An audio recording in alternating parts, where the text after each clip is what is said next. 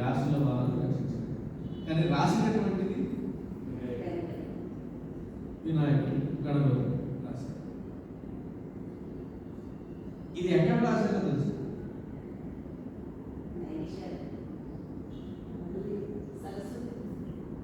సరస్వతి నది తీరాన. కానీ సరస్వతి నది తీరాన అనగానే మనకు ఒక కన్ఫ్యూజన్ వచ్చేది ఏంటంటే ఆ సరస్వతి నది లేదు లేదు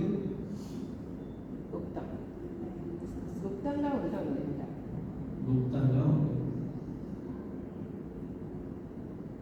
బద్రీనాథ్ అనేటువంటి క్షేత్రానికి కన్నా వెళ్ళారా? చార్ ధామ్ అంటారు. గంగోత్రి, యమునోత్రి, కేదార్నాథ్, బద్రీనాథ్. బద్రీనాథ్ అనేటువంటి క్షేత్రంలో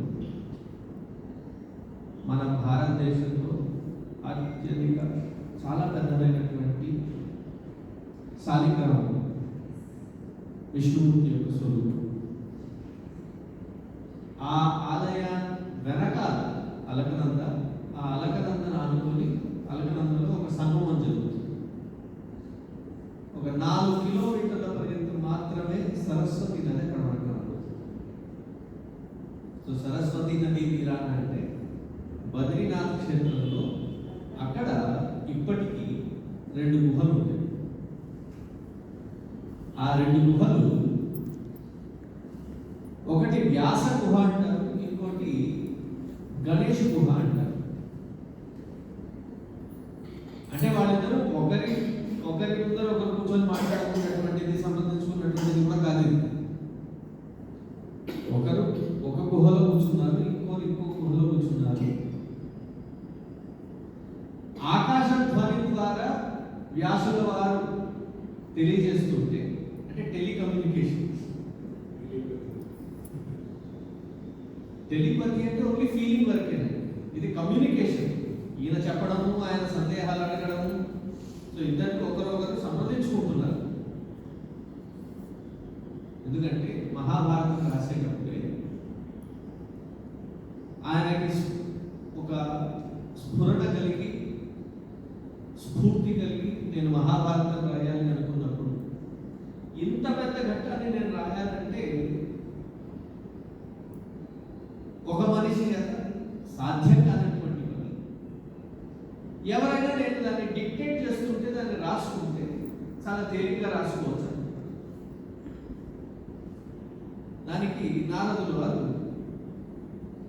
ఇప్పుడు మనం జాబ్ అప్లై చేస్తుంది, రెజ్యూమే, ప్రొఫైల్ అది తీసుకుని ముల్లోకాలు తిరిగారు. ఎవరిని అడిగినా నా వల్ల కాదు, సాధ్యం కాదు.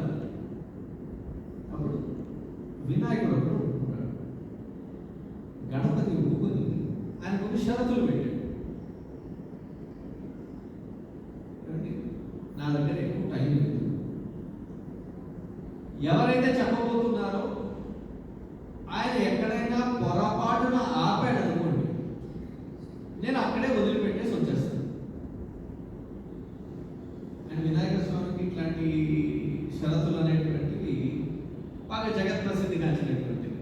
ఎందుకంటే రావణాసురుడు ఆత్మలింగం తీసుకొని కిందికి వెళ్ళిపోతుండగా మధ్యలో గోకర్ణ దగ్గర ఆపి, అక్కడ వటు రూపంలో ఉన్నటువంటి ఆ వినాయకుడు అన్నాడట, అయ్యా నాకు వేరే పనులు ఉన్నాయి, నువ్వేమో సంధ్యావందనం చేసుకొస్తానంటున్నావు, నేను 10 లెక్క పెట్టే లోపల రాకపోతే. ఇప్పటి సినిమాల్లో వచ్చేటువంటి సంగీతము, దాంట్లో కావ్యం వెతుక్కోవాలి. పూర్వం గీతంలో వినదగినట్టుగా ఉండేది, దాంట్లో కావ్యం ఉండేది.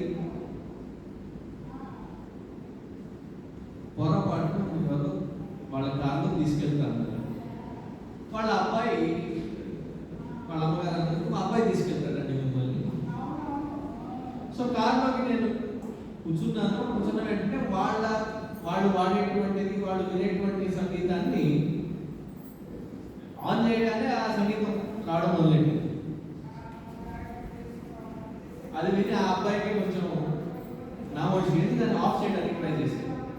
నువ్వు ఎటువంటి సంగీతం వింటావు, నేను వింటాను, ఒకసారి 4 లైన్లు అయినా వినిపించమన్నా. అది హిందీ పాట. ఆ హిందీ పాటలో ఉన్న వాక్యాలు ఏంటి, అది దాంట్లో కావ్యం వెతుక్కోవాలంటే కారణం చెప్తున్నాను. తూ లడ్కి మే లడ్కా, మే లడ్కా తూ లడ్కి 4 సార్లు రిపీట్ చేశారు. నేను చూస్తే కనబడదా, అర్థం అవ్వదా? దాంట్లో కావ్యం ఎక్కడ ఉంది? ఇంకా ఏదైనా పొయట్రీ అనేటువంటిది, కావ్యం అనేటువంటిది రాయాలంటే ఊహకు అందాలి. ఊహకు అందినటువంటి దాన్ని స్పష్టంగా తెలియజేయగలగాలి. దాంట్లో మాట, పదాలు, దాంట్లో ఉన్న చమత్కారము, దాంట్లో తెలియజేయగలగాలి. అందులో ఆసు కవిత్వంగా చేయగలగడం ఇంకా కష్టతరమైనటువంటి. ఇప్పుడు అష్టావధానము, శతావధానము చేస్తారు. అందులో నాకు బాగా నచ్చేటువంటిది ఎవరంటే అప్రస్తుత ప్రసంగి అని అనుకుంటాడు. అప్రస్తుత ప్రసంగం చేసేటువంటి వాడు తక్కువ అంచనా ఏంటండి, గొప్ప పండితుడు అయి ఉంటాడు. అడిగేటువంటి ప్రశ్నలు ఎలా ఉంటాయంటే తలా తోక లేనటువంటి ప్రశ్నలు అడిగినట్టుగా ఉంటుంది.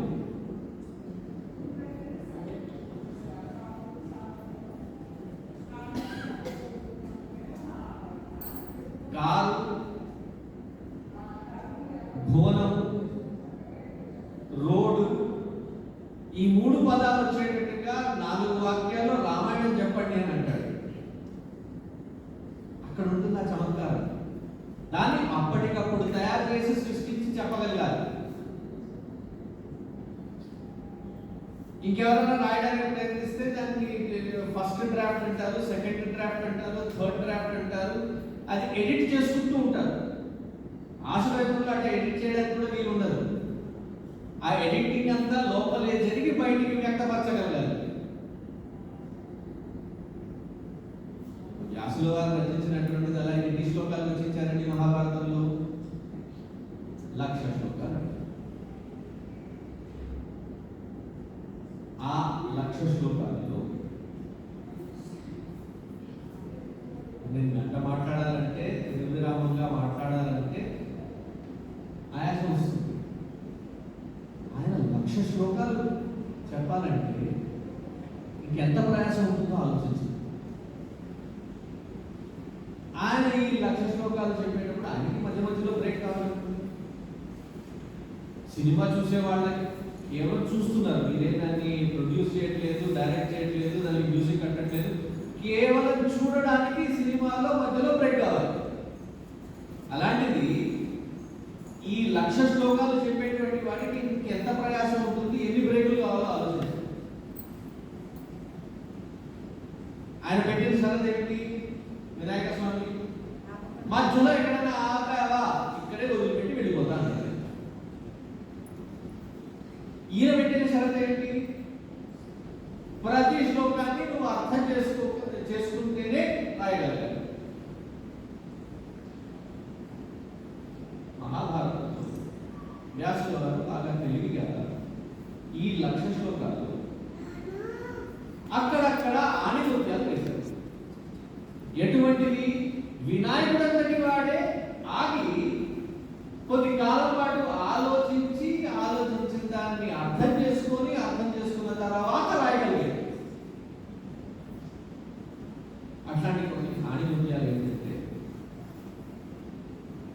మొట్టమొదటిది మనకు కనబడేటువంటిది విదుర నీతి. విదురుడు ధృతరాష్ట్రుడు వాళ్ళిద్దరి మధ్యలో జరిగినటువంటి సంభాషణ. ఇది పాండవులు అరణ్యవాసానికి వెళ్ళి ముందుపై జరిగినటువంటి సంభాషణ. వాళ్ళు అరణ్యవాసానికి వెళ్ళిన తర్వాత జరిగినటువంటిది ఏంటి? యక్ష ప్రశ్న. అది చాలా క్లిష్టమైనటువంటి పరిస్థితి. మనకు 2 పిల్లలు, భార్యకు భర్త, భర్తకు భార్య, ఎదురుంటేనే టెన్షన్ వచ్చేస్తుంది, యాంగ్జైటీ వచ్చేస్తుంది. దాంట్లో ఇంకో 2 అత్తామామలు కానీ ఇట్లాంటి వాళ్ళని ఏమన్నా యాడ్ చేశారనుకోండి, టెన్షన్ ఇంకా పెరిగిపోతుందండి అంటారు. మన సామాన్య జీవితం అలాంటిది వెళ్ళినటువంటి 4 సోదరులు తిరిగి రాలేదు. వెతుక్కుంటూ వెళ్ళగా అక్కడ ఆ సరస్సు తీరాన ఏమైంది, 4 శవాలు కనబడ్డాయి. భార్యని ఒంటరిగా వదిలిపెట్టి వచ్చాడు. కావాల్సింది ఏంటి వీళ్ళకి? దాహం వేస్తుంది, నీళ్లు కావాలి. అక్కడ ఒక యక్షుడు నిల్చొని ఉన్నాడు. వెళ్ళిన 4 ఆ యక్షుడు అడిగినటువంటి దాన్ని ఒప్పుకోలేదు, వినలేదు. శాపగ్రస్తులు అయ్యారు. ఒకసారి యుధిష్ఠుడి పొజిషన్లో మీరు నిల్చొని చూడండి. ఒకసారి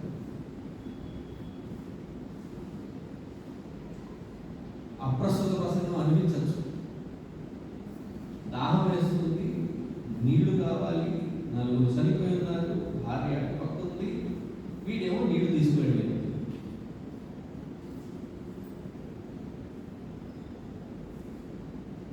సరే అడగవయ్యా ఈ ప్రశ్న అంటే ఆ యాంగ్జైటీని పక్కన పెట్టి, బాధని పక్కన పెట్టి, ప్రెషర్ ఫీల్ అవ్వకుండా, స్ట్రెస్ ఫీల్ అవ్వకుండా, మనకు వాడేటువంటి నిత్య జీవితంలో వాడేటువంటి భాష అవన్నీ పక్కన పెట్టి, అడిగేటువంటి ప్రశ్నలకు ఎవరైతే అడుగుతున్నారో వాడికి సరిగ్గా అది సమాధానం అనిపించేటట్టుగా చెప్పగలరు.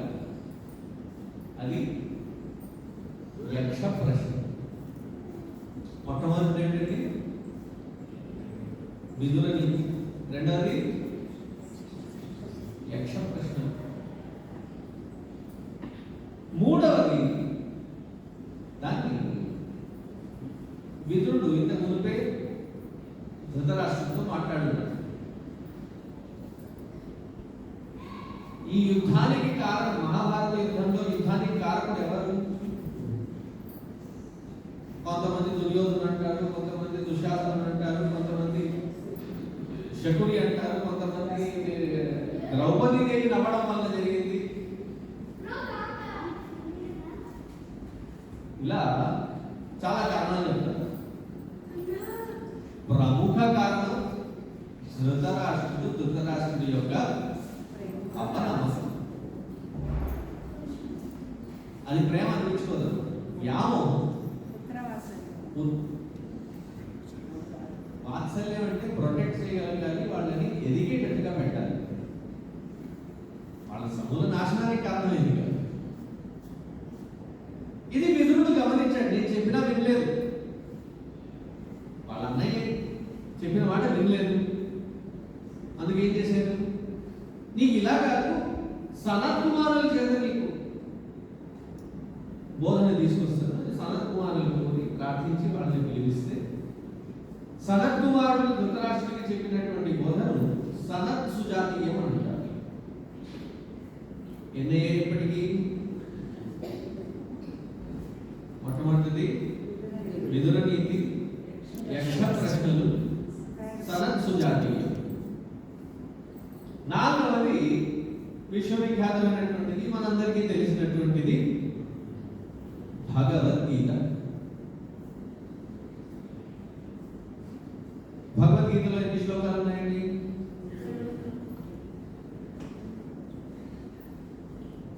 టెక్నికల్ గా అడిగితే 700 శ్లోకాలు. కానీ ఇప్పుడు మీరు పుస్తకం తీసి చూస్తే దాంట్లో 701 శ్లోకం ఉంటుంది. 13 అధ్యాయంలో 1 శ్లోకాన్ని మధుసూదన సరస్వతి గారు జోడించగా, కానీ టెక్నికల్ గా చూస్తే 700 శ్లోకాలు. అదేమిటి? 4వ ఆయుధం. ఐదవది విష్ణు సహస్రనామం.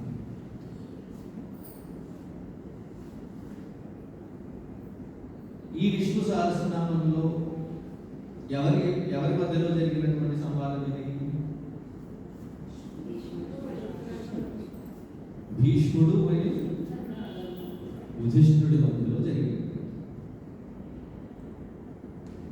యుద్ధం అంతా పూర్తయిపోయింది. భీష్మాచార్యుల వారు అంబశయ్య మీద తన చివరి రోజు కోసం వేచి యుధిష్ఠుడు ఇక్కడ బాధపడుతున్నాడు.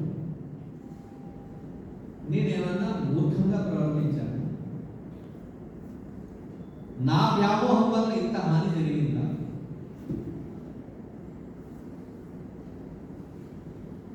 ఇలాంటి పరిస్థితుల్లో నేను ఇంకా కొనసాగడం చాలా కష్టంగా అనిపిస్తుంది. అంటే ఇప్పటి భాషలో చెప్పాలంటే చాలా డిప్రెసివ్గా ఫీల్ అయ్యాడు. చాలా మంది అడుగుతూ ఉంటారు, డిప్రెషన్ తగ్గించాలంటే, డిప్రెషన్ నుంచి బయటికి రావాలంటే ఏం చేయాలండి? కృష్ణ పరమాత్మ ఏం చేశాడు? తనకు డిప్రెషన్గా ఉందంటే అందరికీ జ్ఞానం తెలిసి ఉండొచ్చు, అందరికీ అన్ని విషయాలు తెలిసి ఉండొచ్చు, కానీ ఆ విషయాన్ని ఎవరు చెప్తే అది మనసుకి హత్తుకుంటుందో అటువంటి వాడు చెప్తే తప్ప అర్థం కాదు. శంఖంలో వస్తే కానీ నిత్య జీవితంలో మనకు ఉన్నది వన్ ఆఫ్ ద ప్రాబ్లమ్స్ ఏంటది? నా మాట వింటారు, ఎవరిచే చెప్పబడితే సరిగ్గా మనసుకు హత్తుకుంటుందో అటువంటి వాళ్ళ దగ్గర మాత్రమే జరుగుతుంది. కృష్ణ పరమాత్మ అర్జునుడికి తానే బోధించున్నాడు, కానీ యుధిష్ఠుడు వచ్చి అడిగితే ఏమన్నాడు? అయ్యా నీకు నేను చెప్పడానికి భీష్ముడు అడుగుతాడు. భీష్ముడు ఏమన్నాడండి? ఈ సంవాదం చేస్తున్నాము కానీ నా దోషం అన్నాడు. భీష్ముడు ఏమన్నా అడిగాడు? అర్జునుడికి కృష్ణ పరమాత్మకి ఆ సంవాదం జరుగుతుంది. అయ్యా తాతగారు మిమ్మల్ని అలా ఎందుకు పిలిచారు అంటే కృష్ణుడు అంటాడు అన్నమాట, అదేనయ్యా ప్రేమ. భీష్ముడు ఉన్న పొజిషన్ ఏంటి? కదలలేనటువంటి పొజిషన్. మనకు కొద్దిగా ఎక్కడైనా నొప్పి ఏదైనా ఉంటే మురుగుతూ ఎవరైనా మాట అన్నా విసుక్కుంటాం. అటువంటిది చాలా పొయటిక్గా చెప్పుకుంటున్నాం మనం. అంబశైన పడుకుంటారని పడుకుంటారా? అదేంటంటే ఆరోస్ అన్నింటిని అట్లా పేర్చి దాని మీద పడుకున్నారా? శరీరంలోకి దిక్కున్నాయండి. ఒక చిన్న ముందు కూర్చుకుంటేనే మన ప్రాణం లేచొస్తుంది. అలాంటిది పూర్తి శరీరంలో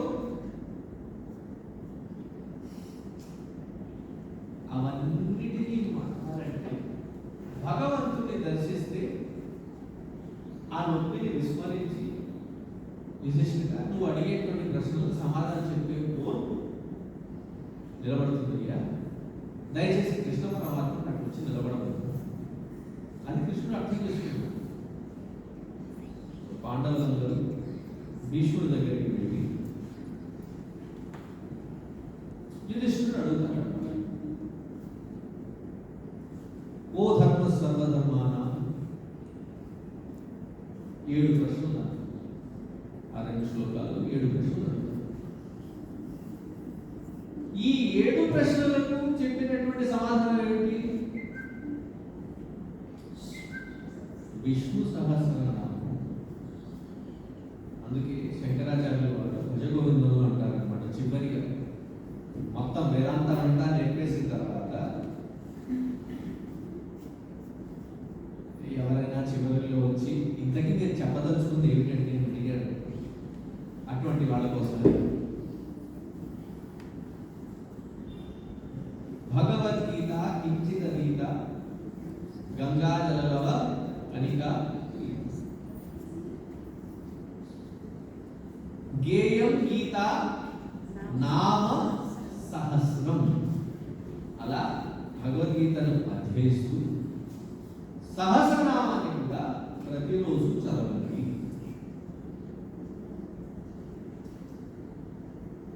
యుధిష్ఠుడి యొక్క మనస్తత్వం ఎలా ఉంది? ఎటువంటి మైండ్ సెట్ తో తను అక్కడ భీష్మాచార్యుల దగ్గరికి వెళ్ళాడు? భాషలో చెప్పాలంటే హైలీ కన్ఫ్యూజ్, డీప్లీ డిప్రెస్డ్. ఈ మధ్యకాలంలో మనం వింటున్నటువంటి ఈ రెండు పదాలే. ఈ చిన్నపిల్లల దగ్గర మాట్లాడుతుంటే పూర్వం ఉంది మనకి ఏదైనా నచ్చింది జరగకపోయినా, నచ్చంది జరిగినా, నాకు బాధగా ఉందనో నాకు నచ్చట్లేదనో చెప్పేవాడు. ఇప్పుడు చిన్నపిల్లలు వాడేటువంటి ఆ వొకాబులరీ మారిపోయింది. ఇప్పుడు కొత్త వొకాబులరీ ఏంటి? I'm feeling depressed. మరి స్పెల్లింగ్ ఎలా తెలుసా? డిప్రెషన్ అనేటువంటి దానికి స్పెల్లింగ్ అనేది మీ తర్వాత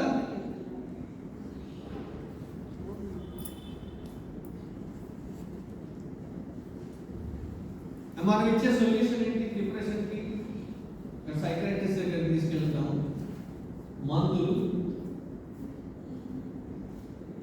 మెడిటేషనా మెడిటేషనా? కృష్ణ పరమాత్మ చూపించిన సొల్యూషన్ ఏంటి? మెడిటేషన్ అడిక్షన్ గా మారుతుంది, మెడిటేషన్ నిన్ను దాని నుంచి బయటికి తీసుకొస్తుంది. అందుకే పూజ గురుదేవులు స్వామి చిన్మయానంద గారు అటువంటి విష్ణు సహస్రనామం మీద భాష్యం రాస్తూ దాన్ని టైటిల్ ఏం పెట్టారంటే 1000 ways to the transcendental.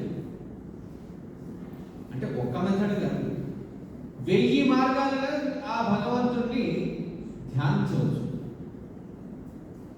అటువంటి గొప్ప ఉత్కృష్టమైనటువంటి బోధన భీష్ముడు తన శారీరక బాధను విస్మరించి యుధిష్ఠుడికి బోధిస్తాడు. అలా చెప్పబడినటువంటిది విష్ణు సహస్రనామం. విష్ణు సహస్రం లోపలికి వెళ్ళేది అంటే ఇవాళ ఒక పూటలో అవ్వదు. నేను 10:30కు మొదలు పెట్టుకున్న అరగంటలో 12 లోపల పూర్తిగా విష్ణు సహస్రనామాన్ని అదే అడిగాను. విష్ణు సహస్రనామం గంటలలో చెప్పగలిగినట్టు కాదయ్యా, కొద్దిగా ఇంట్రడక్షన్ ఇవ్వండి. ఎందుకంటే చాలా మంది ఇక్కడ చాట్ చేస్తుంటారు. దాంట్లో ఉన్నటువంటి ఒక గైడెన్స్ లాగా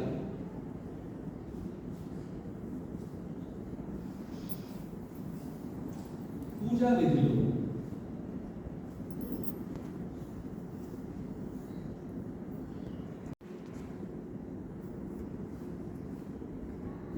అష్టోత్తర శతనామావళి కానీ సహస్రనామావళితో కానీ మనం పూజిస్తాం. బాగా టైం ఉందంటే సహస్రనామాలతో అర్చన చేస్తాం. షార్ట్ కట్ చేయాలంటే అష్టోత్తర శతనామావళితో పూజిస్తాం. అది కూడా ఉన్న టైం బట్టి స్పీడ్ పెంచాలా తగ్గించాలా చూసుకుంటాం. ఒక్కోసారి ఎంత స్పీడ్గా చెప్తుంటారా అంటే అది భగవంతుడికి అర్థం అవ్వాలి ఏం చెప్తున్నారని.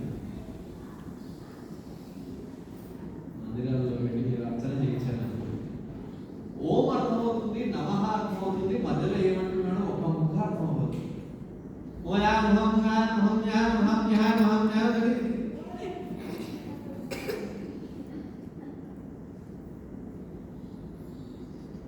అది అర్చన చేసే అవకాశం ఉన్నటువంటి మందిరాలు.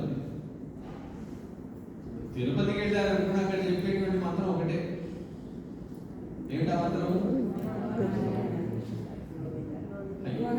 గోవింద. దేవుడు ముందు నిలబడినప్పుడు మనకు నిలబడే మంత్రం అది కాదు. జరగండి, ముందుకి జరగండి, అది తప్ప ఇంకో మంత్రం నిలబడదు. కూర్చొని నిలబడి అక్కడ అర్చన చేయించగలిగినటువంటి దేవాలయాల్లో వినబడేటువంటి మంత్రమేమో ఓము నమః తప్ప ఇంకేం అర్థం కాదు. దాని వెనకాల ఉన్న తాత్పర్యం ఒకసారి అర్థం చేసుకోండి. అంటే ఈ తాత్పర్యంతో కనుక మన మనసును మనం ట్యూన్ చేసుకున్నట్లయితే సహస్రనామం చెప్పాలనేటువంటి ఉత్సాహం ఇంకా పెరుగుతుంది.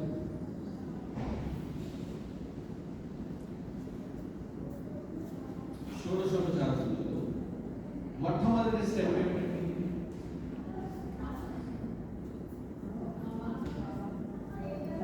దానికంటే ముందు ఇంకో స్టెప్ ఉంది, ధ్యానించాలి. ఎవరినైతే పూజిస్తున్నానో వారిని ధ్యానించాలి. ఇప్పుడు మనం ఈ కార్యక్రమం మొదలుపెట్టే ముందు అమ్మగారి గురించి పాడారు.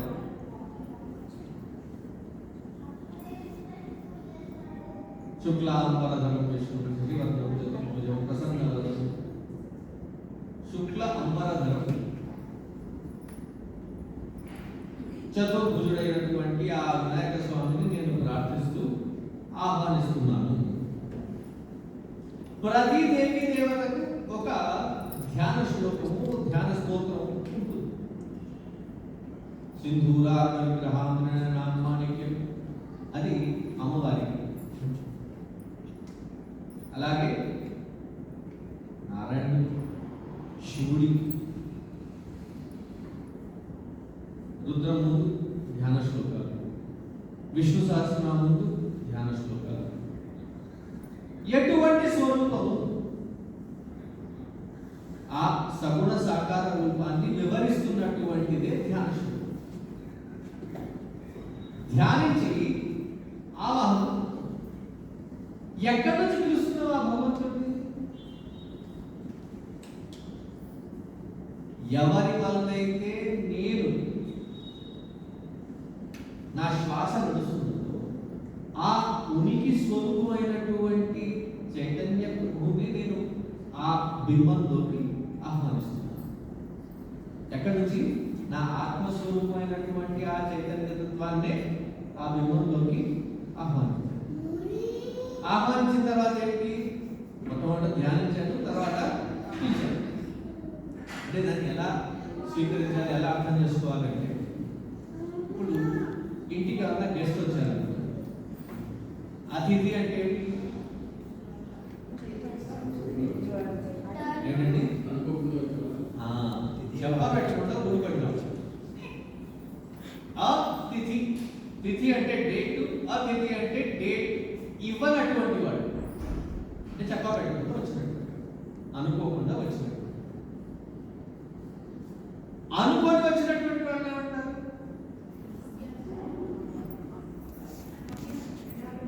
అభ్యాగతి, అభిత ఆగతి. అంటే చెప్పి ఆ టైంకి కరెక్ట్ గా వచ్చినటువంటి వాడు. అంటే మీ దగ్గర 10:30కి మాట్లాడతా అని చెప్పాను కాబట్టి నేను 10:30కి టచ్గా వచ్చాను.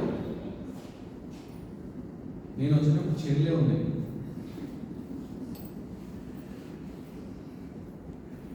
అభ్యాగతి ఏంటి? చెప్పిన టైము, చెప్పిన స్పేసు, చెప్పినటువంటి ఆ వ్యవహారానికి తగ్గట్టుగా వచ్చేది అభ్యాగతి. అతిథి అంటే అన్ఎక్స్పెక్టెడ్ గా వచ్చినటువంటి వాడు. అన్ఎక్స్పెక్టెడ్ గా వచ్చినటువంటి వాడు మనల్ని తెలుగు కొట్టి మనం తలుపు తీయగానే లోపల రియాక్షన్ ఎలా ఉంటుంది? ఒక్క ముక్క చెప్పి సంవత్సరంగా ఇలా ఉడికొట్టామా, ఏమైనా వేరే పనులేవా? లోపల రియాక్షన్. బయటేమో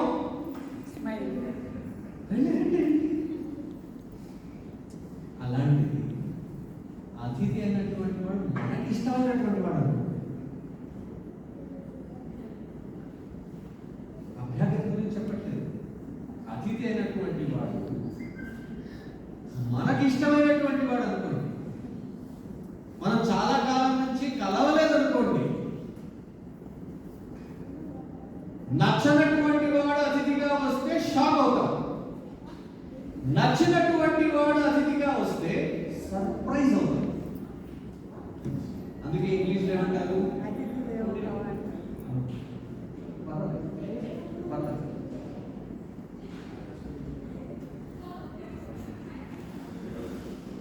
నచ్చినటువంటి వాడు సడన్ గా వస్తే సర్ప్రైజ్ అవుతాం. ఎందుకు? మనకు నచ్చినటువంటి వాడు. ఎటువంటిగా భగవంతుడిని మనం ఆహ్వానిస్తున్నాము?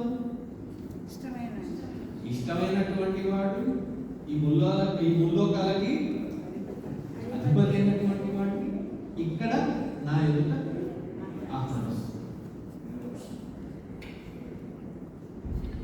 అందుకే పూజ చేసే ముందు సంకల్పం చేస్తాం. సంకల్పం చేసిన తర్వాత పూజ అయ్యేంత వరకు ఫోన్ కాల్ వచ్చినా, టెక్స్ట్ మెసేజ్ వచ్చినా, డోర్ బెల్ ఎవరన్నా, ఏది జరిగినా కదలకుండా ఆ ఆసనంలో, సిద్ధ ఆసనంలో కూర్చొని కదలకుండా ఆ పూజ పూర్తి చేయగలిగారు. మీ అందరూ ఇక్కడ వచ్చారు, నాకు మైక్ ఇచ్చారు, మాట్లాడమన్నారు. సడన్ గా నాకు ఫోన్ కాల్ వచ్చింది.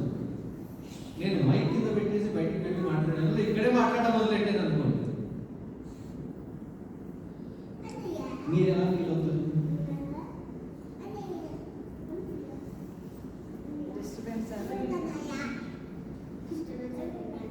డిస్టర్బెన్స్ గా ఫీల్ అవుతారు, అంతేనా?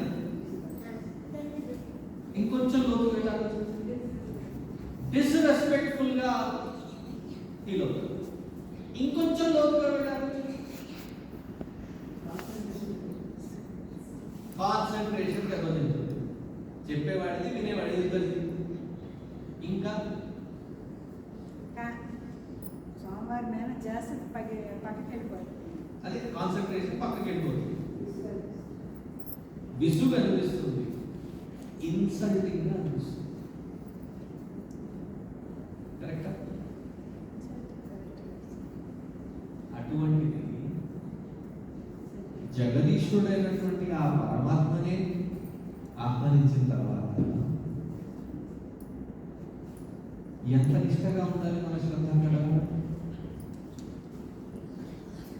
ఇటు అటు ధ్యాస కదలకుండా తదేకంగా దృష్టి అక్కడే పెడుతూ పూర్తి శ్రద్ధాభక్తులతో భగవంతుడి సేవ చేయగలరు.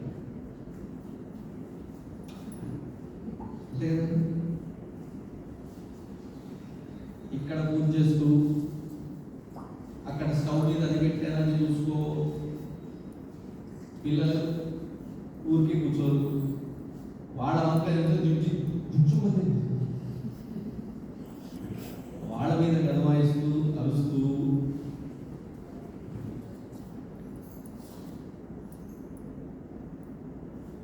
ఒక 100 ఇన్స్ట్రక్షన్లు 100 మందికి మధ్యలో మీరు సత్యనారాయణ చేసుకుంటే ఎవరో గెస్ట్ వచ్చారు, ఆ గెస్ట్కి మీరు ఫోన్ నెంబర్ ఇచ్చారు, ఏమండి గేటు దాకా వచ్చాము లోపలికి రానివ్వట్లేదు, వాళ్ళ గొడవలు. ఇది దేవుడి ధ్యానం కట్ట లేనట్ట. అన్నిటి మీద శ్రద్ధ ఉంది, కానీ ఎవరినైతే పిలిచామో వాటికి తప్ప ఆహ్వానించి మీకు నచ్చినటువంటి వాడు మీరు ఆహ్వానించాడు, కనబడుతున్నాడు, కనబడిన వెంటనే మీరు తలుపు తెరిచి ఏం కావాలి అని అడుగుతామా, లేక ఏమంటాము? ఏంటి అది దయచేసి ఇవాళ మిమ్మల్ని చూడగానే ఎంత హాయిగా ఉందో.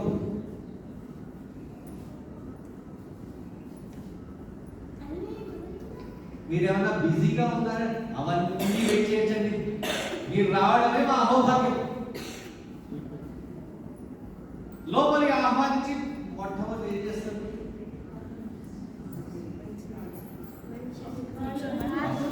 కూర్చోబెడతారు. ఆవాహనం తర్వాత ఆసనం, ఆసనం ఇచ్చిన తర్వాత పాద్యం, కాళ్ళు కడుగుతారు. కరెక్ట్. కాళ్ళు చేతులు కడుక్కున్న తర్వాత ఏది ఉంటే కూల్ డ్రింక్ ఉంటే కూల్ డ్రింక్, కొబ్బరికాయ ఉంటే కొబ్బరికాయ, కాఫీ ఉంటే కాఫీ, ఏదో ఒకటి తాగడానికి దాహం తీరడానికి. నేను రాగానే ఆ పూర్ణ కుమ్మం ఇచ్చారు. అక్కడ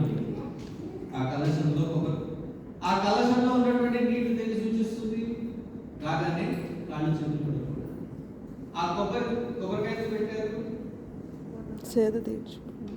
దాహం తీరాలి.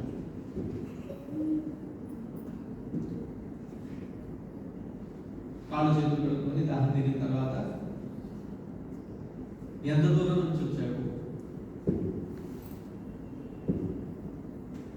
ఎన్నెన్ని పనులు చేసుకొచ్చావు, స్నానం,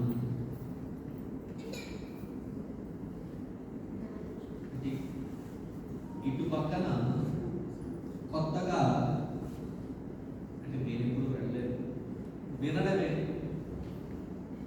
స్పా అనేటువంటిది ఏదో పెట్టారు.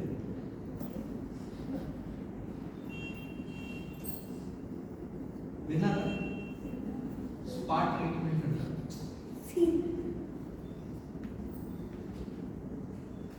అంటే మీరు రోజు చేసే స్నానమే అక్కడికి వెళ్ళి స్పెషల్గా ఉంటుంది. సుగంధ ద్రవ్యాలతో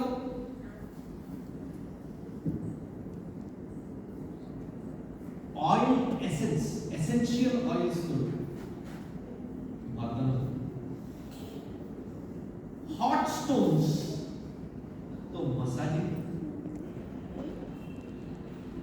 ఇంట్లో మన పూర్వీకులు చెప్పేవారు అభ్యంగ స్నానం చేయడానికి నూనె పూసుకొని సున్నిపిండితో స్నానం చేస్తే, అదే అక్కడికి వెళ్ళి అక్కడ చేస్తే చాలా స్పా. అంటే రెగ్యులర్గా కాదు, స్పెషల్ భగవంతుడు మన దగ్గరికి వచ్చాడు, మనమే ఆహ్వానించాడు. ఆయన ఇచ్చేటువంటి అభిషేకం ఎటువంటిది? దాన్ని ఏమన్నారు? పంచ అమృత తత్వాలతో.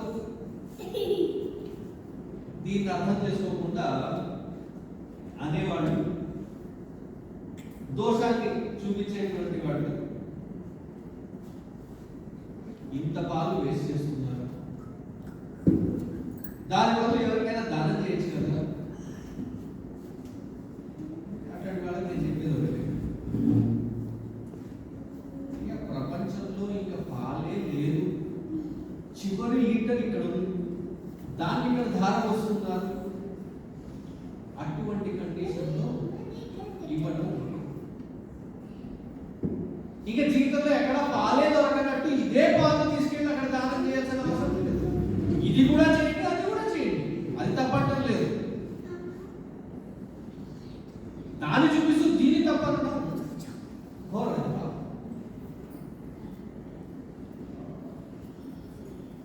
ఆ పంచామృతాల్లో వేసేటువంటిది దాని వెనకాల ఒక చిన్న సైన్స్ కూడా ఉంది. విగ్రహాలు మెటీరియల్ దేంతో తయారు చేస్తామంటే యూజువల్లీ తడి, రాగి, బంగారం. మొట్టమొదటిది రాతి విగ్రహాలు. దేవాలయాల్లో మనకు కనబడేటువంటిది మొట్టమొదటిది రాతి విగ్రహాలు. పంచలోహ విగ్రహాలు ఇత్తడి, రాగి, కంచు, ఇట్లాంటి మెటల్స్, అలాయిస్, వీటితో తయారు. స్ఫటికంతో తయారు చేసినటువంటివి కూడా ఉంటాయి. యంత్రాలు కూడా, లింగం ఒకటే, యంత్రాలు కూడా స్ఫటికంతో. కొన్ని చోట్ల సైకత విగ్రహం అని ఉంటుంది. సైకతం అంటే ఇసుకతో తయారు చేయబడి. మీరు ఎక్కడ దర్శించారు ఇసుకతో తయారు చేసినటువంటి విగ్రహాలు? అమ్మా ఎక్కడ? రామేశ్వరం. రాముల వారు తయారు చేసినటువంటి సైకత విగ్రహం. తమిళనాడు క్షేత్రమే, కొంచెం కిందికి వెళ్ళాలి. ఇక్కడ సైకత విగ్రహం. సరస్వతీ దేవి ఇక్కడ వ్యాసుల వారు, ఇక్కడ బాసరలు. ఆ బాసర అన్న దానికి పేరు బాసర ఎందుకు వచ్చింది తెలుసా? పూర్వం దాన్ని వ్యాసపురం అనేవారు, ఎందుకంటే ఆయన అక్కడ తపస్సు చేశారు. వ్యాసపురం కాస్త వ్యాసన. వ్యాసన. ఇప్పటికీ కొంచెం పూర్వీకులు దాన్ని వాసన అంటుంటారు. ఆ వాసన కాస్త ఇప్పుడు వాసన అయింది. రూపాంతరం. అక్కడ 2 విగ్రహాలు ఉంటాయి ఆలయంలో. ఒక విగ్రహానికి అభిషేకాలు ఇత్యాది పూజలు చేయరు, అలంకారం మాత్రమే చేస్తారు. అది సైకత విగ్రహం. అంటే మీరు ఎదురుగా చూస్తున్నప్పుడు కుడి పక్కన ఉన్నటువంటి విగ్రహం సైకత విగ్రహం. అంటే ఇసుకతో కూడా తయారు చేయబడినటువంటి విగ్రహాలు ఉంటాయి. చాలా గొప్ప మందిరం ఒకటి ఉంది. దాంట్లో చెక్కతో తయారు చేస్తారు. నిత్య పూజలు అభిషేకాలు ఆ చెక్క విగ్రహానికి. పూరి జగన్నాథ్ దారుక విగ్రహం. దారుక అంటే చెక్కతో తయారు చేయబడినటువంటి 12 సంవత్సరాలకు ఒకసారి ఆ చెక్క విగ్రహాన్ని మారుస్తారు. సో ఇలాంటి విగ్రహాలు ప్రముఖంగా రాతి మీద చెక్కినటువంటివి కానీ మెటల్ అలాయ్స్తో తయారైనటువంటివి కానీ సరిగ్గా మెయింటైన్ చేయలేదనుకోండి. అంటే మనకున్న విగ్రహాలు, మనకున్న దేవాలయాలు అమెరికా, యూరోప్ ఇటువంటి ప్రదేశాల్లో తిరిగారనుకోండి, హిస్టారికల్ సిగ్నిఫికెంట్ ప్లేసెస్ అని ఉంటాయి. నేను అమెరికా పాశ్చాత్య దేశాల గురించి చెప్తున్నాను. Taj Mahal is one, but I'm talking about America and Europe. Historically significant prominent places అంటారు. అక్కడ తిరిగినప్పుడు చూద్దాం వాళ్ళ హిస్టరీ ఏంటో. It's an ancient historic place. ఎంత ఏన్షియంట్ అవ్వాలంటే 180-200 years old. 180-200 years old మన ఇళ్లలో ఉంటుంటాం. మీరు తమిళనాడు, కర్ణాటక, కేరళ ప్రాంతంలో తిరిగారనుకోండి, ఇందాక చెప్పినటువంటి చార్ధామ్ అటువంటి దేవాలయాల దగ్గరికి వెళ్ళారనుకోండి, వేల మంది సంవత్సరాల క్రితం చోళులు, పాండవులు తయారు చేసినటువంటివి అయితే ఇప్పుడు బృహదీశ్వరాలయం ఉంది, తంజావూరులో ఉంది, మధురైలో ఉన్నటువంటిది ఉంది, పద్మనాభ స్వామి వారిది కేరళలో ఉంది, శ్రీరంగపట్నంలో ఉన్నది. వేల మంది సంవత్సరాల క్రితం అయినటువంటి అక్కడ ప్రతిష్ఠించినటువంటి విగ్రహాలు ఇప్పటికీ చెక్కు చెదరకుండా ఉన్నాయంటే కారణం ఏంటో తెలుసా? ఇప్పుడు ఇళ్లలో పెట్టుకున్నటువంటి విగ్రహాలు మనం ఎంత జాగ్రత్తగా చూసుకుంటున్నా కొద్ది ఏమరపాటుతో ఎవరో ఎక్కడో కొద్దిగా ఇటు తిరిగి అటు తిరుగు, కొంచెం ఇటు తగిలి అటు తగిలి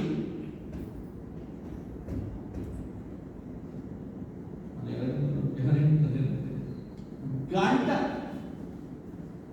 కాన్సెప్ట్తో తయారు చేసినటువంటి గంటను విరగొట్టేశారు.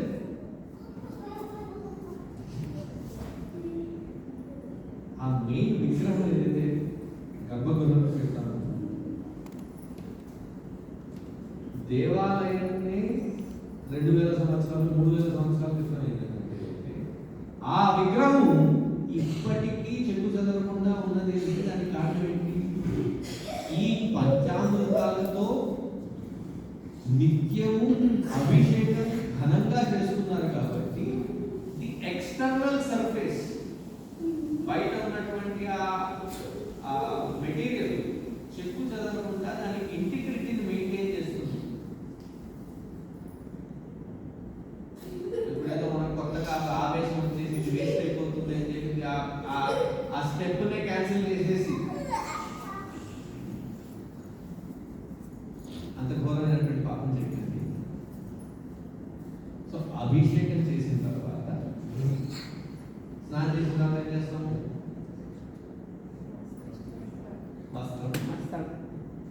వస్త్రం అయిన తర్వాత గంధ, కుంకుమ, అక్షత,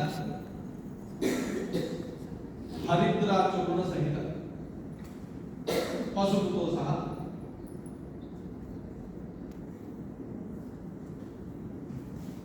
భగవంతునికి మేకప్. ఆ మేకప్ చేసేటువంటి పదార్థాలు ఎటువంటివి? కెమికల్స్ కాదు. అంటే ఇప్పుడు భాషలో చెప్పాలంటే ఆర్గానిక్. ఆర్గానిక్ పూర్వీకులు చేసేది అదే పద్ధతి. అలంకారం అయిన తర్వాత ఆభరణం అలంకారం అయిన తర్వాత పుష్పాన్ని పూజ చేయాలి. అక్కడ అష్టోత్తరము సహస్రనామము చెప్పుకోవడం మనకు ఆనవాయితీ. ఇప్పుడు మన ఇంటికి వచ్చిన గెస్ట్ ఎవరన్నా ఉన్నారు, పాతకాలపు ఫ్రెండ్, మనకు బాగా పరిచయం, బాగా కలిసిమెలిసి చూసుకున్నటువంటి వాడు, ఒకే హాస్టల్లో పెరిగినటువంటి వాడు,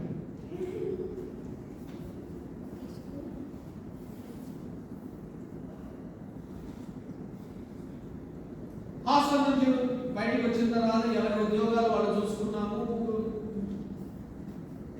ఎవరు వాళ్ళు ఎక్కడికక్కడ దూరం అయిపోయింది. ఎక్కడో ఫేస్బుక్లోనో ఇన్స్టాగ్రామ్లోనో ట్విట్టర్లోనో కలుసుకున్నాం.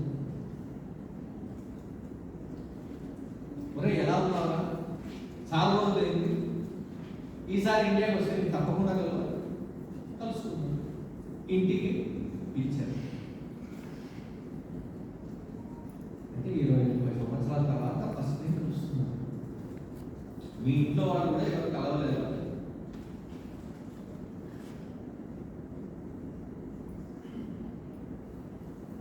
ఆ వచ్చినటువంటి వాడిని చూసి అందరూ కొంచెం షైగా ఫీల్ అయ్యేటువంటి వాళ్ళు, కొంతమంది బిడియంగా ఫీల్ అయ్యేటువంటి వాళ్ళు, ఇంకా తెలియదు ఎవరు.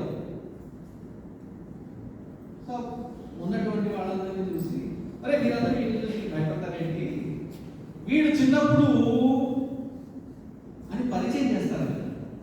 పరిచయం చేయడానికి మీరు ఏం చేస్తారు? కేవలం పేరు ఇబ్బందులు పెట్టేస్తారా? చూడ్డానికి ఇప్పుడు ఇంతగా పడుతున్నాడు, బట్టలు వేసుకుని అంత చేసుకొని కూర్చున్నాడు, కానీ మేము చదువుకుంటున్న టైంలో వీడు MBBS అంటే ఏంటి? అంటే member of back bench society, వెనకాల కూర్చొని అల్లరి చేసే ముక్క వీడు. అటువంటి వాళ్ళలో వీడు LLB అంటే ఏంటి? Lord of the last bench. అంటే ఈ అల్లరి ముక్కకి వీడు హెడ్ ఆఫ్ ద డిపార్ట్మెంట్. వీడు సిగ్గుపడుతుంది, ఎట్లాంటి చెప్తారు ఏంట్రా అంటే వాళ్ళకి తెలియాలిగా. వీడు స్పోర్ట్స్ లో ఇట్లా ఉండేవాడు, వీడు ఇంత అల్లరి చేసేవాడు, వీడు ఇక్కడ వీడిని ఏడిపించినటువంటి వాడు, వాళ్ళ తల్లిదండ్రులు అన్ని చెప్పుకుంటాం. అంటే ఈ డిస్క్రిప్షన్ అంతా ఎందుకు ఇస్తున్నాము? ఎవరికైతే పరిచయం చేయదలుచుకున్నారో వాళ్ళకి వీళ్ళ యొక్క వ్యక్తిత్వం కానీ వీళ్ళ యొక్క సంఘటన కానీ పూర్తిగా అర్థం అవడానికి, క్లోజ్నెస్ పెరగడానికి. నేను వీటిని నమ్ముతున్నాను, మీరందరూ కూడా వీటిని అలాగే నమ్మచ్చు. నమ్మి ప్రయోజనానికి వీటిలో ఉన్నటువంటి గుణ విశేషాలు ఏమిటి? ఆ విశేషాలు చెప్పుకుంటాం. అర్థమైందా? ఈ అష్టోత్తర శతనామావళిలో కానీ సహస్రనామాలలో కానీ చెప్పబడినటువంటి ఏమిటి? ఆ జగదీశ్వరుడి యొక్క గుణ విశేషాలు.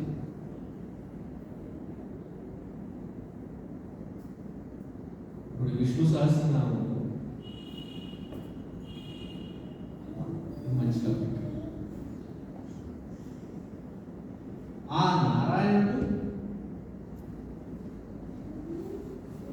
విష్ణుమూర్తిగా వ్యక్తమవుతూ ఎన్ని అవతారాలు తీసుకున్నాడు?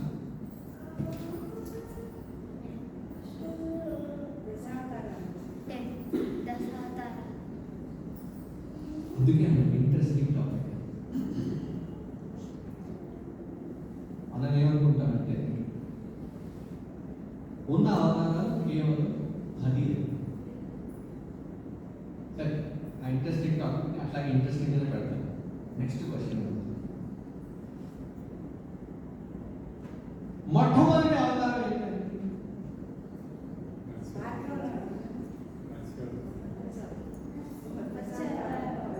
పడ్డారు, మళ్ళీ బోల్తా పడ్డారు. వరాహ అవతారం చెప్పేటప్పుడు దాన్ని ఏమంటాము? ఆది వరాహ అవతారం అంటాం. ఆది అని ఎందుకు చెప్తున్నాం అక్కడ?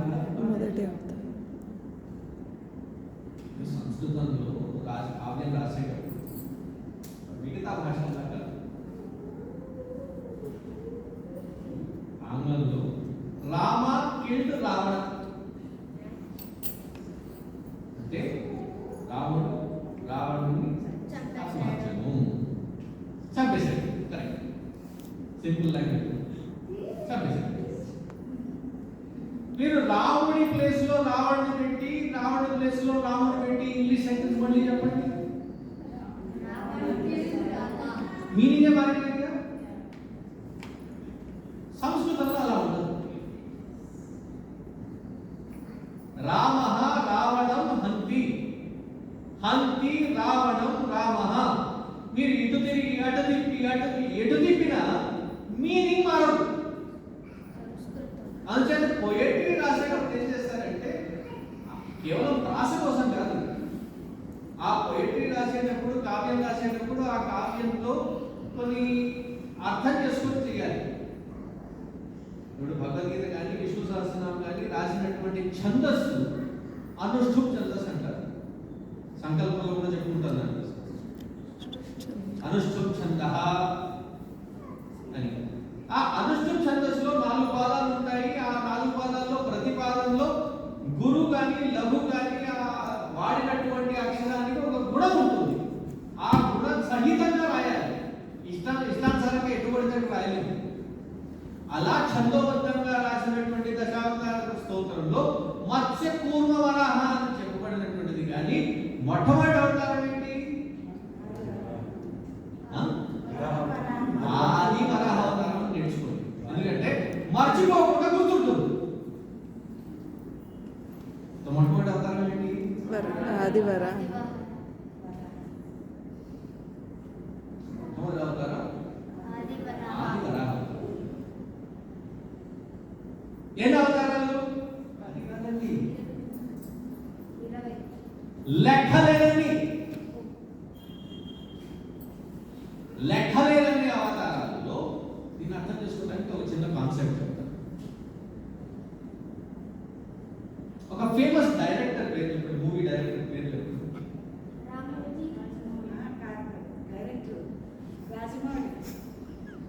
రాజమౌళి. ఎన్ని సినిమాలు డైరెక్ట్ చేసి ఉంటారు ఇప్పటికీ? తక్కువే కానీ వెల్ నోటెడ్. ఒక నంబర్ ఇవ్వండి.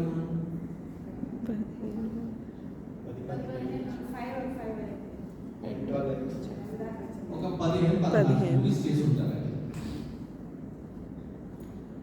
ఆయన జీవిత కాలంలో 16 సినిమాలు చేసినటువంటి ఆయనకి బెస్ట్ ఆఫ్ ద బెస్ట్, ఇప్పటికీ మనం వాడతాం ఆ సిద్ధాంతాన్ని, best of the best top 10. Best of the best అంటే మనం ఏమని లెక్క వేస్తాము? టాప్ 10. అలాగే విష్ణుమూర్తి యొక్క అవతారాలు అసంఖ్యాకంగా చెప్పబడినటువంటి, మేము ఎప్పుడు వినలేదండి అంటే ఇప్పుడు భాగవతం తీసి చదవలేదుగా. భాగవతంలో మొట్టమొదటి స్కందంలో మొట్టమొదటి అధ్యాయంలోనే కనీసం 42 అవతారాలు అక్కడ చెప్పి, ఇది ప్రముఖమైనటువంటి అవతారాలు, దీనికంటే అసంఖ్యాకంగా ఇంకా ఎన్నో అవతారాలు తీసుకున్నటువంటిది అని చెప్పబడింది. అందులో టాప్ 10. ఇప్పుడు మూవీ భాషలో చెప్పాలంటే దాన్ని ఏమంటాము? Top 10 black busters. అలాగే ఈ దశావతారాలు ఏమిటి? విష్ణుమూర్తి యొక్క అవతారాల్లో బ్లాక్ బస్టర్. ఈ 10 ముఖ్యమైనటువంటివి అని అర్థం చేసుకోవాలి. అంటే కేవలం 10 అని అర్థం చేసుకోకూడదు. ఆయన అవతరించినటువంటి వాటిల్లో, అసంఖ్యాకమైనటువంటి వాటిల్లో ఈ 10 అత్యంత గొప్పదైనది, అత్యంత శ్రేష్టమైనది. అందులో మొట్టమొదటిది ఆది వరాహ అవతారం. ఎందుకు ఆది అని మాటమాటికి చెప్తున్నానంటే ఎక్కడో తెలుసు కానీ విస్మరిస్తూ ఉంటారు. అది నేర్చుకునే టైంలోనే అది సరిగ్గా నేర్చుకున్నారు అనుకోండి, 10 మందికి చెప్తే ఆది వరాహ అవతారం అంటే వాళ్ళకి ఎలా ఉంటుంది? తప్పుతుంది. ఇన్ని అవతారాల గురించి చెప్పబడినటువంటి ఒక గ్రంథం చెప్పండి. భాగవతం, విష్ణు పురాణం, వీటిలో చెప్పబడినటువంటి కథలు ఏవైతే ఉన్నాయో, సంఘటనలు ఏవైతే ఉన్నాయో, వాటిని అన్నిటినీ వెలికి తీసి దాన్ని హైలైట్ చేస్తూ రాసినటువంటిదే విష్ణు సహస్రనామం. దేవి భాగవతంలో చెప్పబడినటువంటి అమ్మవారి యొక్క గొప్పతనం అంతా పడగడి లలితా సహస్రనామం. ఆ సహస్రనామాలను కొన్ని క్లాసిఫికేషన్స్ లో డివైడ్ చేసుకుంటాం. మొట్టమొదటి భగవంతుడి యొక్క ఆకారాన్ని, భగవంతుడి యొక్క స్వరూపాన్ని విశ్లేషిస్తున్నటువంటి ఎలా ఉంటాడు చూడాలి. కస్తూరి తిలకం లలాటములకే వక్షస్థలే కౌస్తుభం. అంటే ఆ శ్లోకంలో చెప్పబడినటువంటి వివరణ భగవంతుడి యొక్క స్వరూప వర్ణన. దాన్ని అంటారు సగుణ సాకార వివరణ. గుణము ఆకార సహితంగా పూర్తిగా స్పష్టంగా తెలియజేసేటువంటి. ఎవడండి విష్ణువు అని అంటే దానికి మొట్టమొదటి ఎవరినైనా అడిగాను అనుకోండి, ఎవరిని అడగను, బాబు నీ పేరు,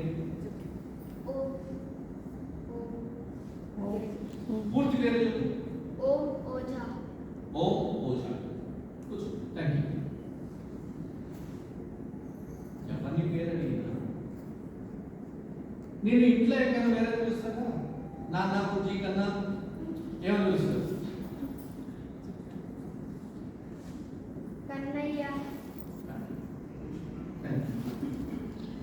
అంటే ఒకటి అఫీషియల్ నేమ్, రెండోది పెట్ నేమ్.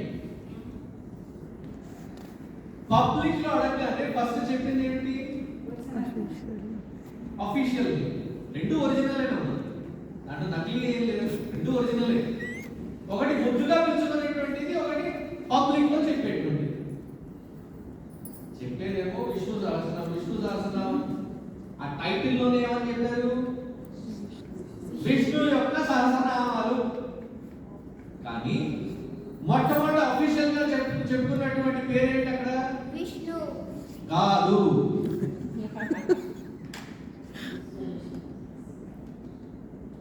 మొట్టమొదటి చెప్పుకున్నటువంటిది ఆయన పేరు విష్ణు కాదు. అక్కడ సహస్రనామాల్లో మొట్టమొదటి శ్లోకంలో మొట్టమొదటి పదం ఏంటి? విశ్వం. విశ్వం విష్ణుర్వ షట్కారో భూత భవ్య భవత్ప్రభుః.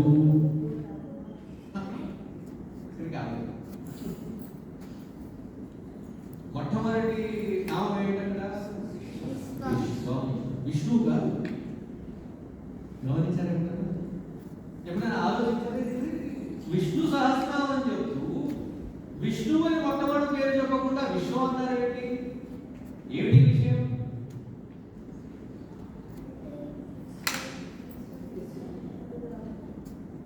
మన మనసుకి భగవంతుడు మనం ఏమన్నా చూసాము? నేను అడిగిన ప్రశ్న సమాధానం క్వశ్చన్ పేపర్ మార్చేయండి. నేను అడగని క్వశ్చన్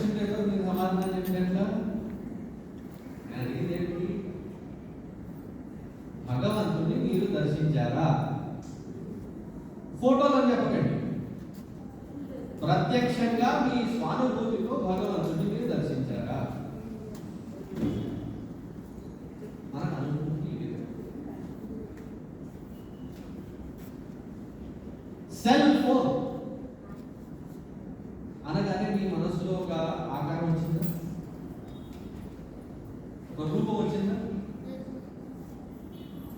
ఇప్పుడు అదే నేను ఒకటి తీసి చూపించాను. ఇదేంటి? అబ్బా!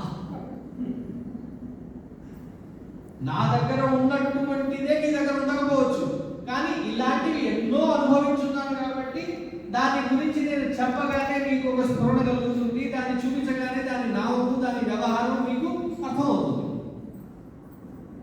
దేవుడు, భగవంతుడు, ఎందుకంటే అనుభూతి లేదు. అటువంటి మన మనసులకు చెప్పబడినటువంటి మొట్టమొదటి నామం ఏంటి? ఎక్కడున్నాడండి దేవుడు? ఈ కనబడేటువంటి జగతంతా, యావత్ ప్రపంచమంతా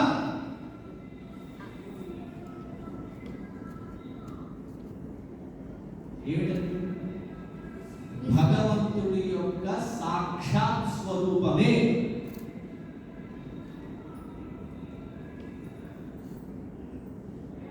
దేవాలయానికి వెళ్ళి దేవుడి ముందర నిలబడి లేక లైన్ లో నిలబడ్డప్పుడు ఏడుకొండలవాడ గోవింద గోవింద గోవింద చూసుకుంటూ వెళ్తాం, తోసుకుంటూ వెళ్తాం. బాగా భక్తి ఉన్నటువంటి వాడు, అటువంటి వాడు ఆ లైన్ నుంచి బయటికి వచ్చి ఇంకో లైన్ లో వెళ్తారు. అప్పటిదాకా భక్తి ఉన్నటువంటి వాడు నెక్స్ట్ లైన్ ఏమిటి? ఏ లైన్ లో వెళ్ళారు? గట్టిగా చెప్పండి, పర్వాలేదు. ప్రసాదం లైన్లో వెళ్ళారు. అక్కడ చూడాలి, మోసుకున్నా పీక్కుందా వెళ్ళేది అదే లైన్లోకి, అదే కౌంటర్ దగ్గర. ఇద్దరు ముందు వెళ్తారు, ఇద్దరు వెనక వెళ్తారు. Long run it doesn't make difference. కానీ ఒకరు కొట్టుకోవడాలు, ఒకరు తోసుకోవడాలు. ఏమైనా భక్తి? దేవుడి ముందర ఉంటేనే భక్తి. కానీ విశ్వనాథులు ఏమని సూచిస్తున్నారు? మనము తయారు చేసినటువంటి దేవాలయాల్లో, దేవుణ్ణి ప్రతిష్ఠించినటువంటి దేవాలయాల్లో మనం దేవుణ్ణి చూడగలుగుతున్నాము, దేవుడు ఉన్నాడు అనుకుంటున్నాము. మనం తయారు చేసినటువంటి దేవాలయాలు గొప్ప, ఆయన తయారు చేసినటువంటి ఈ ప్రపంచమే, ఈ విశ్వమే ఆయన యొక్క స్వరూపం అని చెప్తున్నారు. ఏది గొప్ప? మరి దీన్ని విస్మరించి అది మాత్రమేనంటే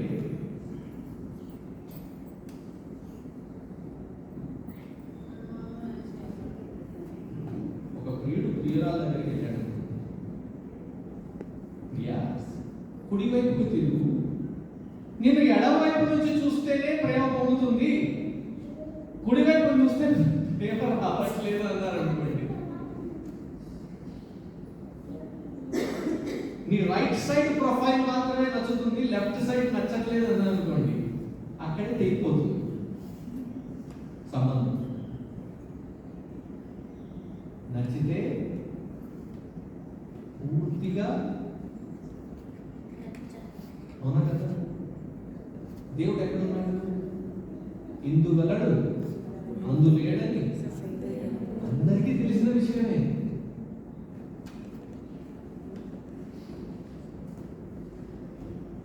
అందుకే మన సాంప్రదాయంలో, మన వైదిక సాంప్రదాయంలో చెట్టుని పూజిస్తాము, పుట్టని పూజిస్తాము, నదులని పూజిస్తాము, రాళ్ళని పూజిస్తాము, పశుపక్షాలను కూడా పూజిస్తాము, కుక్కని కూడా పూజిస్తాం, గుడ్ల పువ్వుని కూడా పూజిస్తాం. గుడ్ల పువ్వు లక్ష్మీదేవి వాహనం చాలా మంది తెలియదు.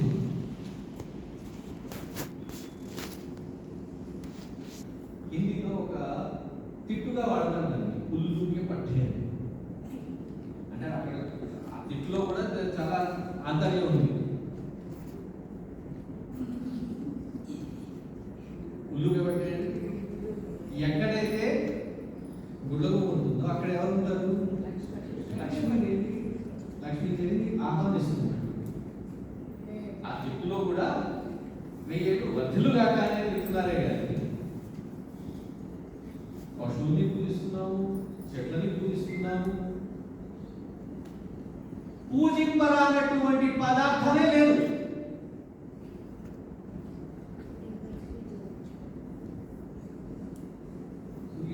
ఎక్కడైనా యూనివర్సిటీలో కానీ కాలేజీలో కానీ క్వశ్చన్ వస్తుంది, why did God create good and bad in this world? భగవంతుడు సృష్టిని సృష్టించినప్పుడు అంతా మంచిగా సృష్టించుండొచ్చు కదా, కొంచెం చెడు కొంచెం మంచి ఇలా ఏదో సృష్టించాడు అంటారు.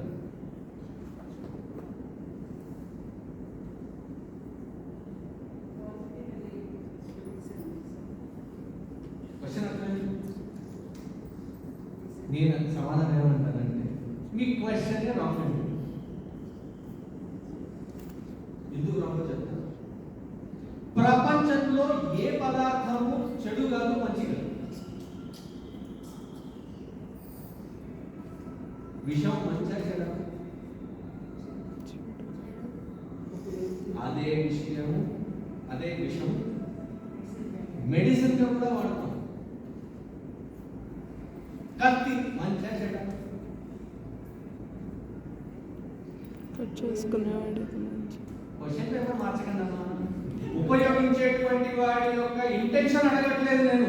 ఆ పదార్థము ఆ పదార్థానికి ఉన్న విలువ మంచి చెడుగా మనం పరిగణించగలుగుతామా? అది మంచి కాదు చెడు కాదు పదార్థం అంతే.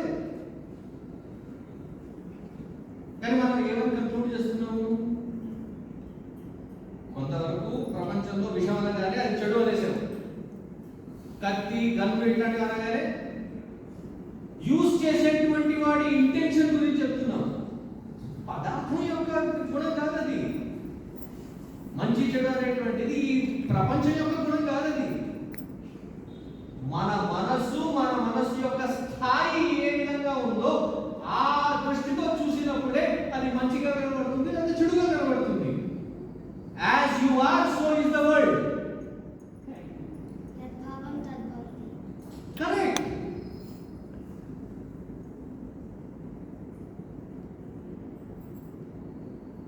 As you are, so is the world. Yad bhavam bhavati. ప్రపంచం మంచి చెడుగా లేదు. అది మంచిగా కనబడిందంటే నా మనసు మంచి స్థాయిలో ఉన్నట్టు, అది చెడుగా కనబడుతుందంటే అందుకే గొప్ప రచయిత ఏమన్నాడంటే world is just the reflection of where you stand.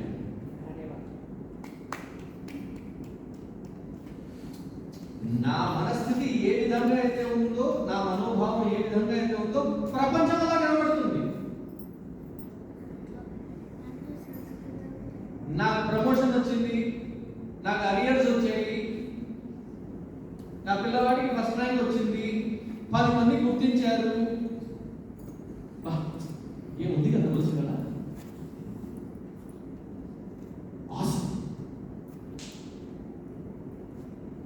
Text message వచ్చింది, నిన్ను జాబ్ వచ్చి తీసేశాం.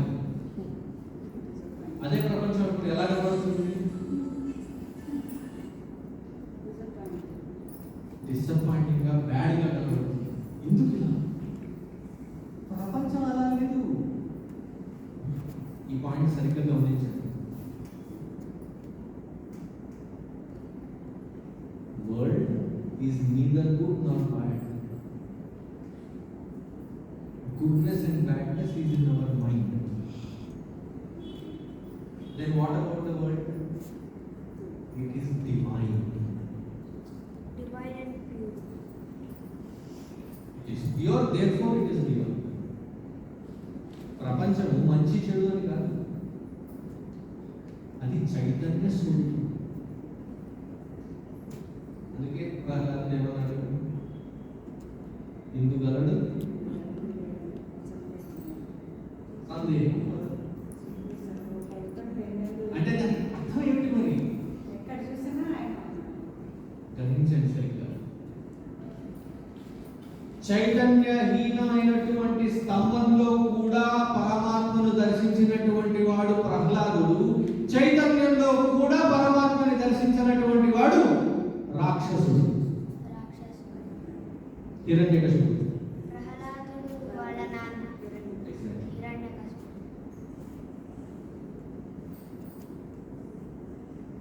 చైతన్య విహీనమైనటువంటి దాంట్లో కూడా పరమాత్మను దర్శించగలిగినటువంటి వాడు ప్రహ్లాదుడు. ప్రహ్లాదుడు అంటే ఏంటి? ఆహ్లాదాన్ని వెతికి అనుభవించగలిగినటువంటి వాడు, ప్రసన్న చిత్తుడైనటువంటి వాడు. హిరణ్యకశిపుడు అంటే ఏమిటి?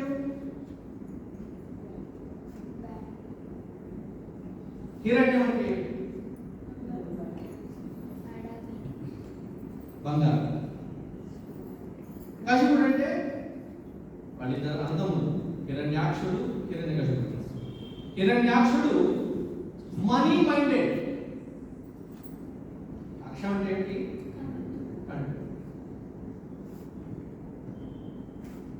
Capitalistic money minded. ఇప్పటి భాషలో చెప్పాలి, వాడికంటే ఒక ఆకు ఎక్కువ తిన్నవాడు వాడు అన్నయ్య. వాడు ఎట్లాంటి వాడు? కేవలం ఆ దృష్టి పెట్టుకున్నటువంటి వాడే కాదు, దాన్ని అనుభవించి దాంట్లోనే ఉండేటువంటి వాడు హిరణ్యకశిపుడు. The one who enjoys living in indulgences. అంటే వాడి దృష్టి పరమాత్మ వైపుకి లేదు, కేవలం వ్యవహారము, ఆ వ్యవహారంతో భోగలాలసంలో ఉండేటువంటి వాడు వాడు హిరణ్యకశిపుడు. తల్లిదండ్రులు అలా ఉంటే కొడుకు కూడా అలాగే ఉంటాడంటే ప్రహ్లాదుడు వాడు చాలా మంది జెనెటిక్స్ అంటారు. అదే ఆర్యావర్తలు కొట్టుకున్నప్పుడు కూడా పిల్లవాడు ఏదైనా మంచి పని చేస్తే ఆ సైడ్ వాళ్ళ ఇన్ఫ్లుయెన్స్, ఏదైనా చెడుగా చేశాడు మీ వాళ్ళదే కనబడుతుంది ఇక్కడ అనుకుంటామా? జెనెటిక్స్ మనం బ్లేమ్ చేయలేదు. ఎందుకు? ప్రహ్లాదుడు అటువంటి తల్లిదండ్రులు పుట్టినటువంటి వాడైనప్పటికీ ఆ తండ్రికి వ్యతిరేకంగా అద్భుతమైనటువంటి గొప్ప భక్తుడిగా ఈ వాటిని కూడా మనం స్మరిస్తుంటాం. చాలా ఆ ఎన్వైరన్మెంట్ లో పెరిగాం కాబట్టి మాకు అలా అలవాటు అయిపోయిందండి. ఇవన్నీ లేట్ ఎక్స్క్యూజెస్ అంటారు. సాకులు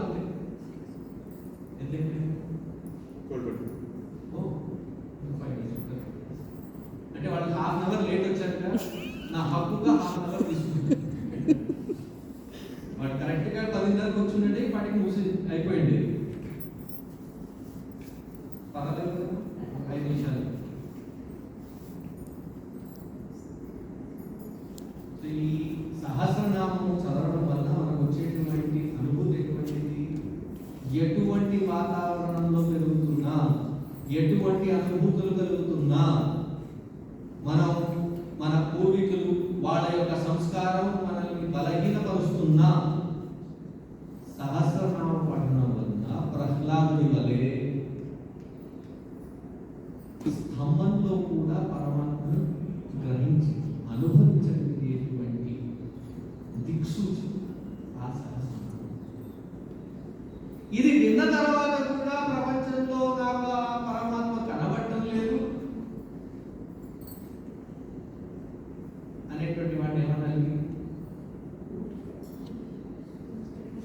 హిరణ్యాక్షుడిని గుర్తించాలి.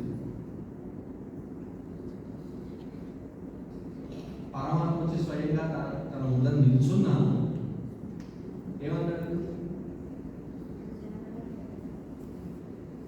నువ్వు మోసగాడు అని పరమాత్మ మీదకి యుద్ధానికి వెళ్ళాడు.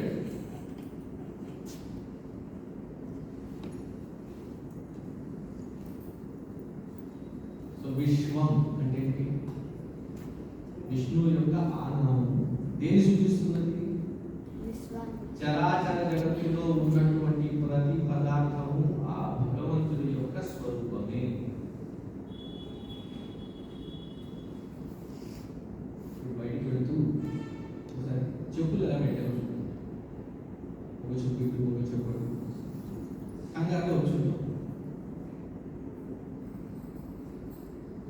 పిల్లలు ఎస్పెషల్లీ మన పెద్దలు ఆడుకున్న వస్తువులు కానీ పుస్తకాలు కానీ బ్యాగులు కానీ సరిగ్గా పెట్టండి, గౌరవంగా పెట్టండి. ఎందుకు? అందులో ఉన్నది ఎవరు? ప్రతిబింబిస్తున్నటువంటిది ఆ పరమాత్ముడే, ఆ జగదీశ్వరుడే. వీటిని నిరాకరించడం వల్ల ఎవరిని నిరాకరిస్తున్నాం మనము? ఆ పరమాత్మ స్వయంగా మనమే తెలియకుండా నిరాకరిస్తున్నాం. భక్తికి ఆన్ ఆఫ్ స్విచ్ ఉండదండి. ఒకసారి ఆన్ చేస్తే అది దేశంగా ఆన్లోనే ఉంటుంది.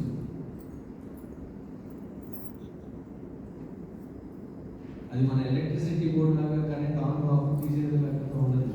ఒక్కసారి దాన్ని టర్న్ ఆన్ చేశారంటే అది తదేకంగా నిలిచిపోయేటువంటిది. నిలిపేటువంటి గుణమే శ్రద్ధ. అటువంటి శ్రద్ధతో ఎప్పుడైతే సహస్రనామం చదువుతామో ఆ సహస్రనామాల్లో ప్రతి నామాన్ని వెనుకున్నటువంటి తాత్పర్యాన్ని అర్థం చేసుకుని ఎప్పుడైతే దాన్ని అనుభవించగలుగుతామో, అనుభవం ఏంటి?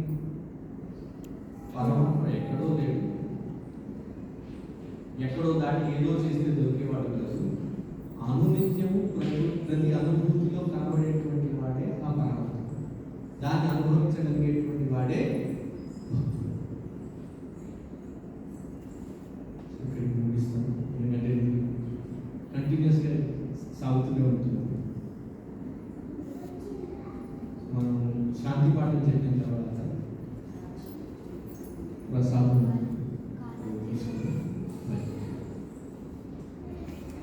ఓం సర్వే భవంతు సుఖినః, సర్వే సంతు నిరామయాః, సర్వే భద్రాణి పశ్యంతు, మా కశ్చిత్ దుఃఖభాగ్ భవేత్. అసతో మా సద్గమయ, తమసో మా జ్యోతిర్గమయ, మృత్యోర్మా అమృతగమయ.